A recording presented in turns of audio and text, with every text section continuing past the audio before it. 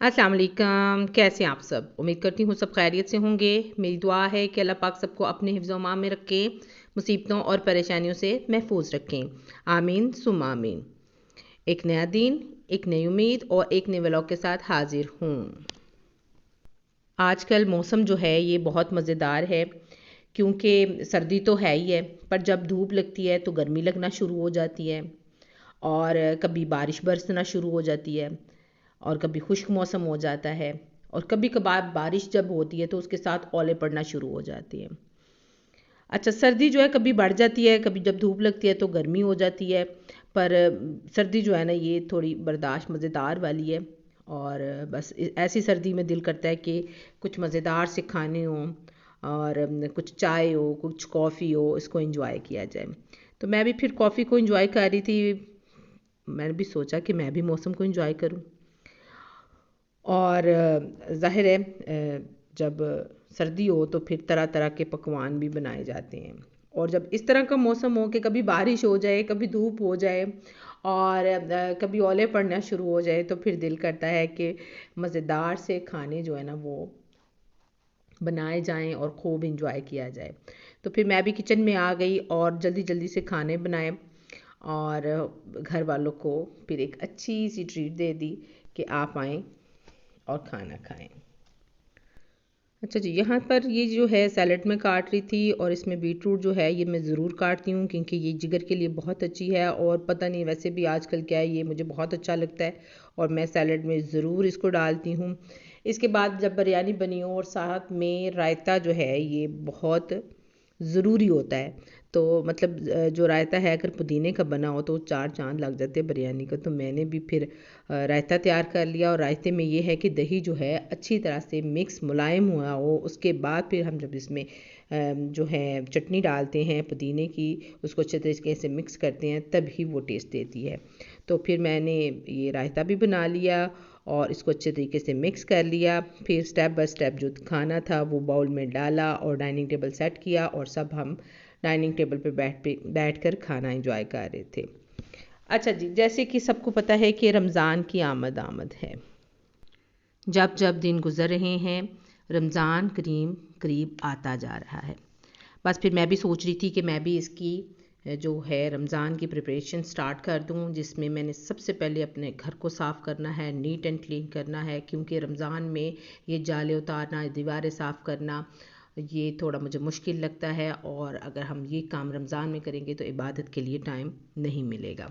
तो सबसे पहले मैं जो है अपने घर की प्रॉपर सफाई कर लूँगी। उसके बाद फिर जो कुछ फ्रीज़ करना है, जैसे कुछ स्नैक्स हैं वो बना के रख लूँगी, कुछ चटनियाँ और कुछ जो हैं ये लहसुन प्याज अदरक जो है इसका हमने पेस्ट बना के रखना है। और इसके अलावा कुछ ऐसी चीज़ें हैं जैसे चटनियाँ हो गई, कोई चाट मसाला हो गए, वो बना के रखना है। उसका ये फ़ायदा होता है कि हमने जल्दी जल्दी काम किया और अफ्तार भी तैयार होगी, सहरी भी तैयार हो गई और उसके अलावा हमें बहुत सा टाइम इबादत के लिए मिल जाता है। अच्छा जी, हम समझते हैं कि रमज़ान जो है ये रोज़ों का महीना है। ये असल में कुरान पाक की सेलिब्रेशन का महीना है।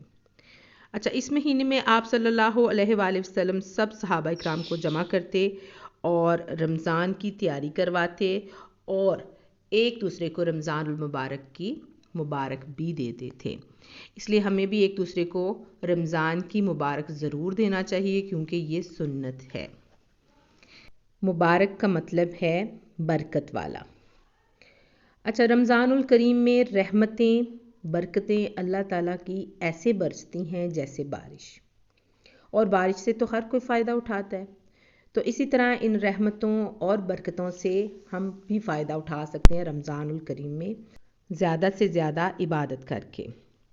अच्छा, अल्लाह ताला ने कुरान पाक नाज़िल फरमाया और हमें चाहिए कि हम कुरान पाक को ज़्यादा से ज़्यादा पढ़ें, इसकी तिलावत करें और अपने साथ अपने घर वालों को भी पढ़ने की ताकीद करें।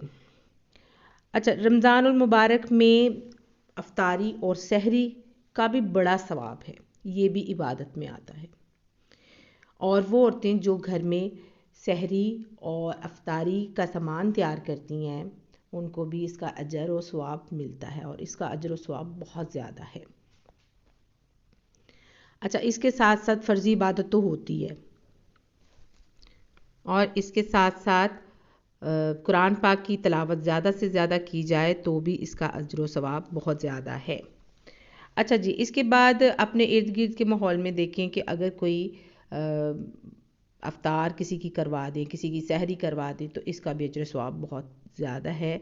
और इसका तो बहुत ज़्यादा ख्याल रखना है कि अगर कोई ऐसे लोग हैं जो आजकल जैसे महंगाई है, और बहुत से ऐसे लोग हैं जो सफ़ेद पोश हैं, तो उनकी भी हेल्प करके अजर सवाब जो है वो हासिल किया जा सकता है।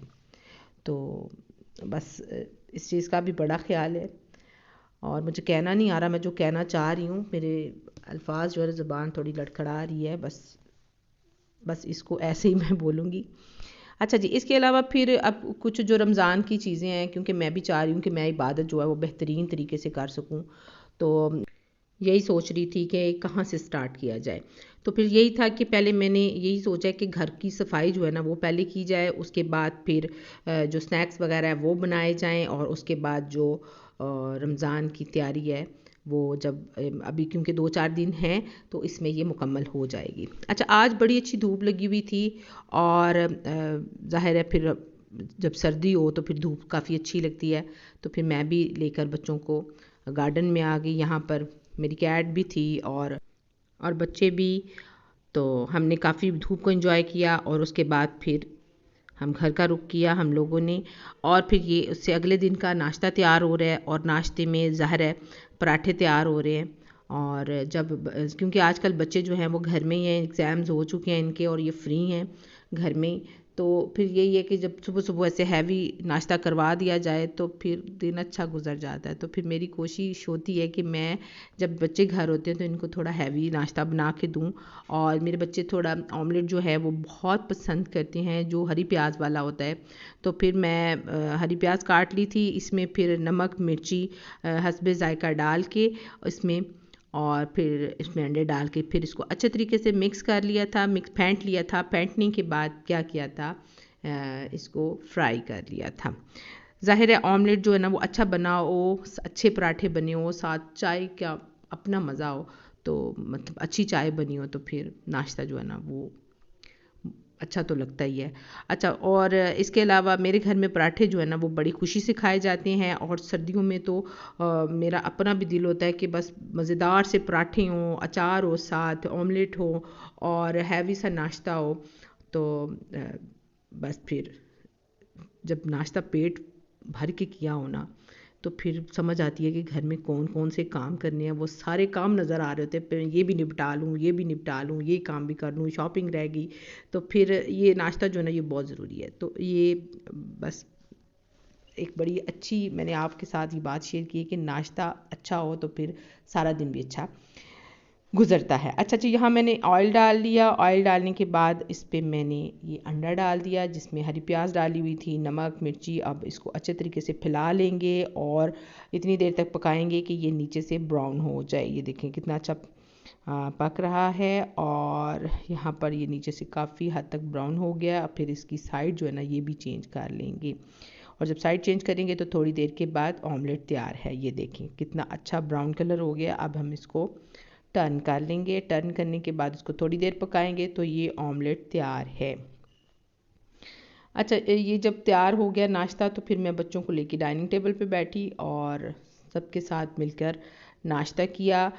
नाश्ता तैयार होता है, मज़ा उसी वक्त आता है कि जब सब मिलकर बैठ के खाना खा रहे होते हैं, और अल्लाह ताला की ज़ात इसमें बरकत भी डाल रही होती है।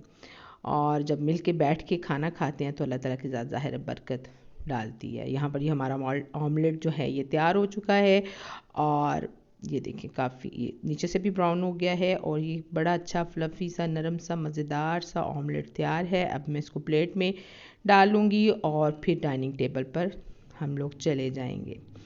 अच्छा जी, आज का व्लॉग इतना ही।